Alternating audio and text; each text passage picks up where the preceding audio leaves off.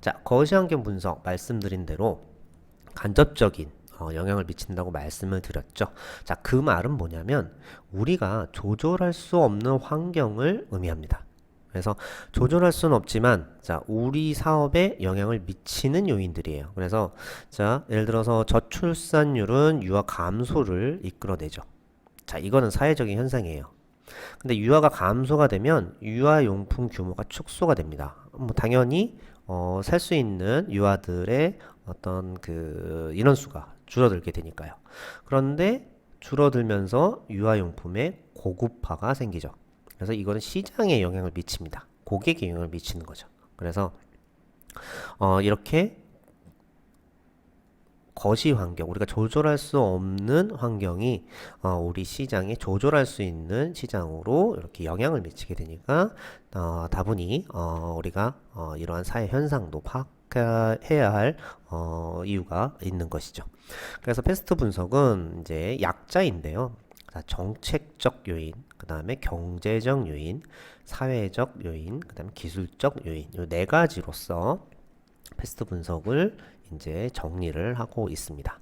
물론 이거 말고 뭐 스티피 분석이라든가 뭐 다양한 분석들이 파생적으로 있는데 누누이 말씀드리지만 우리는 익숙한 프레임을 사용하는 것이 좋고 어떤 이거의 파생적인 분석들은 이거를 기반으로 해서 좀 더 파생하는 거기 때문에 우리는 기본에 충실할 필요가 있습니다. 그래서 패스트 분석 중심으로 알아보고자 합니다.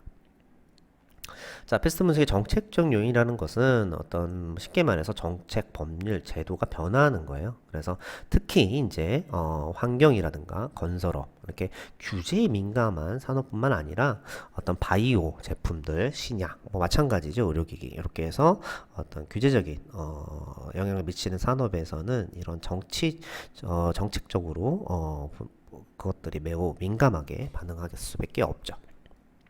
여기 조사하는 것들은 보통 국내 정책 보고서들을 많이 활용하면 되고요.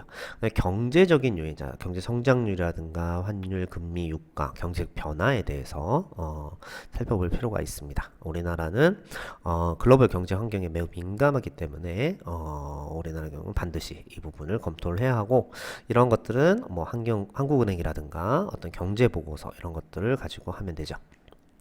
그 다음에 사회적인 요인은 인구 변화, 라이프 스타일 변화, 그 다음에 인구 성장률 등 이렇게 우리가 속한 사회의 특성이 변화하는 것 이런 것들은 각종 통계 보고서들이 있죠. 일단 기술적인 요인, 자 우리가 R&D를 하거나 기술 개발 그 동향, 그 다음에 기술의 기술 동향 이런 것들이 모두 기술적인 요인이 되겠죠. 그래서 이런 것들도 앞서 몇 번 설명드렸던 어떤 특허라든가 기술개발 동향 보고서, 정책 보고서 이런 것들을 활용하면 좋은 어떤 그 재료가 될 수 있을 겁니다. 자, 작성 사례 한번 사례를 살펴볼게요. 그래서 작성을 할 때는 어떤 패스트 분석이라고 해서 일반적으로 나타나는 이제 패스트 분석의 프레임 그 형태는 이렇게 생겼어요. 이렇게 생겼는데 이것을 단순히 채워 나가는 것을 그냥 하게 되면 어떤 절차에 따라서 진행을 해야 됩니다. 그래서 체계적으로 이제 분석을 하기 위해서는 절차를 따라 진행해야 되는데 절차가 크게 5가지로 나눠질 수 있어요. 자, 우선 초안을 먼저 작성하는 거예요. 그러니까 초안을 작성할 때는 그 어떤 결과, 그러니까 최종적으로 이걸 완결하게 뭐 만들겠다라는 욕심을 가지지 말고 초안이라고 생각해서 작성을 하면 좀 더 아이디어가 많이 나옵니다. 그래서 정리하는 것도 많이 나오게 되죠. 그러니까 분류하는데 너무 그 사로잡혀서 하게 되면은 제대로 된 이제 그 내용들을 정리할 수가 없어요. 이런 내용들을. 그래서 우선 초안을 만든다라고 생각을 하시고 그 다음에 이제 그 제대로 이제 분류를 다시 하는 거죠. 그 다음에 다시 정리를 합니다. 그리고 나서 정리해서 끝나는 것이 아니에요. 그래서 정리해서 끝나면 늘 말한 것처럼 종합적인 해석, 시사점이 없죠. 궁극적으로 우리가 해야 될 것을 찾아봐야 하는데 그걸 하기 위해서 어떤 정리했던 걸 가지고 이슈라든가 우선순위를 도출해야 됩니다. 또 거기서 끝나는 것이 아니라 어떤 환경 분석에서 우리가 하고 싶은 궁극적인 목적은 우리의 기회와 우리만의 우리의 직접적인 기회나 위험 요인을 도출하는 데 있죠. 그래서 크게 5단계로 이루어지는데 우선 초안 작성. 자, 정확한 분석을 하는 거에 사로잡히지 마시고요.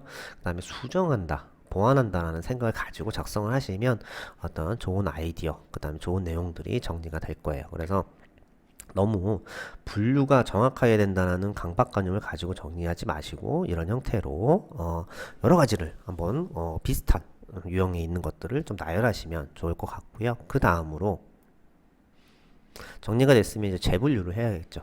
자, 그래서 우리가 정책적 요인을 여러 가지 나열을 했다면 그거를 네 가지 요인 이거별로 어디 쪽에 가장 맞는 것들이다라는 걸 상관성을 우리가 정성적으로 살펴볼 필요가 있습니다.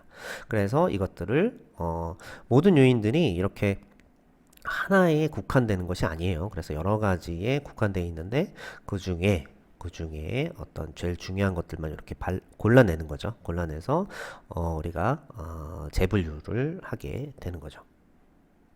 그래서 재분류를 했다면 이렇게 패스트 분석 프레임에 맞게끔 다시 정리를 하는 겁니다. 그래서 이때는 이런 항목별로 비슷하게 개수를 뽑아내는 것도 중요하게 보시면 될 것 같아요. 어느 그 한쪽으로만 치우쳐 있거나 한쪽으로만 어떤 쏠려 있다면 너무 제대로 된 분석이 안 됐다라는 생각을 가지시고 정리를 하시면 좋을 것 같아요. 자, 여기서 끝내는 경우가 많은데 여기서 끝나는 것이 아니라 뒤쪽에 단계들이 더 있습니다. 자, 이제 재정리를 했다면, 자, 했으면 여기서 이제 우리가 해야 될 부분, 우리에 맞는 기회와 위험률을 뽑아내야 되는데 그 전에 자, 이슈를 도출하는 거예요. 그래서 이 두 가지를 뭐 하나의 이슈로 정리할 수도 있고요. 그 다음에 하나를 두 가지로 나눌 수도 있겠죠. 그래서 이러한 분석 결과들, 여러 가지의 분석 결과들을 가지고 이슈를 뽑아내는 작업을 합니다.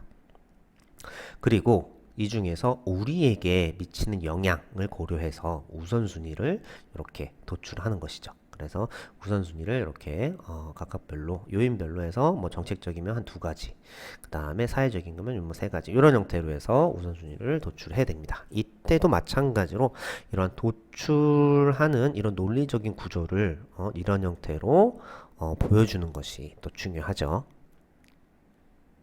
자, 그렇게 뽑아졌다면 우리가 궁극적으로 할 거는 기회와 위험률을 뽑아내야 되는 거죠.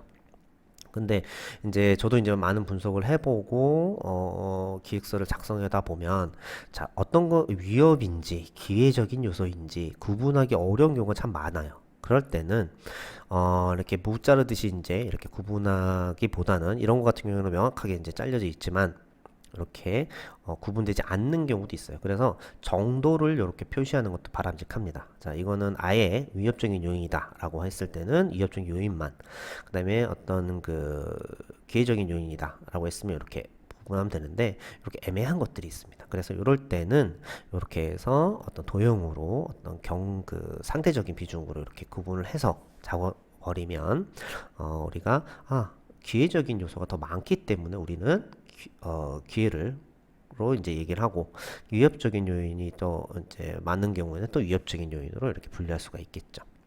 그래서 상대적으로 이렇게 표현해 주는 것도 이제 바람직하죠.